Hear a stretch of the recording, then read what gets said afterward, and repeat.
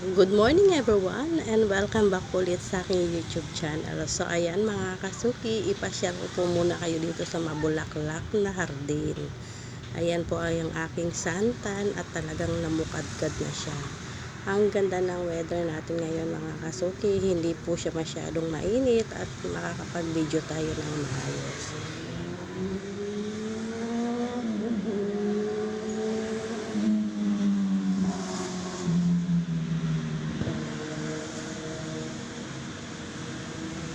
Yan po pala ay bulaklak ng makahiya mga kasuki. Ang ganda po niyan tignan oh.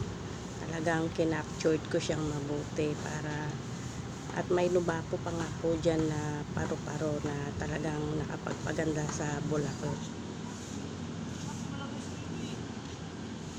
Masarap po talaga sa pakiramdam na paglabas mo ng bahay ay may makikita ka ng mga bulaklak at habang tinatanaw mo yung mga bulaklak na tanim ay magkape-kape ka na rin at alalahanin yung mga tinuthrowback, yung mga provincial life. So ganun po. At yan nga po pala ay hindi ko alam kung anong klaseng puno po ba ito. Ito ba ay buko o ano, basta tinanim na lang po yan at namunga siya. Para po siyang palm tree. Ang dami po niyang bunga. Yung bunga niya ay maliliit na bilog-bilog na parang mga kung tawagin siya, mga tawag po doon yung maliliit na buko, ganun po. At ayan na nga po, hindi ko na kayo naisama sa aking pagluluto at ang ulam po natin ngayon ay sinabawang pakpak na manok or tinola. Yung part ng manok na yan mga kasuki, yan po yung pinakapakpak. Masarap po kasing isabaw yung mga ganyang parte. At alam ko naman po ay lahat po tayo ay marunong ng magluto, kaya hindi ko na po kayo naisama sa aking pagluluto.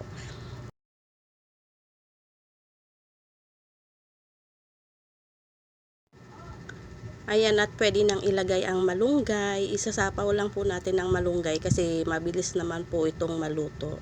At ready to serve na po ang ating ulam. Kain po tayo and enjoy mga kasuki. Maraming salamat po sa aking mga solid subscribers, sa mga silent viewers, sa mga new subscriber. Maraming salamat po sa patuloy na pagsuporta and God bless po sa ating lahat. At kung ikaw ay bago pa lang sa aking YouTube channel, please subscribe my channel and pakiclick na rin po ang notification bell para lagi po kayong updated sa aking mga latest video.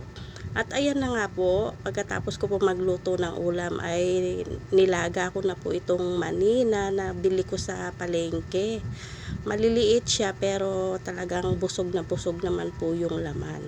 At masarap po ito habang nanonood ka ay nagkukot-kot ka ng nilagang mani.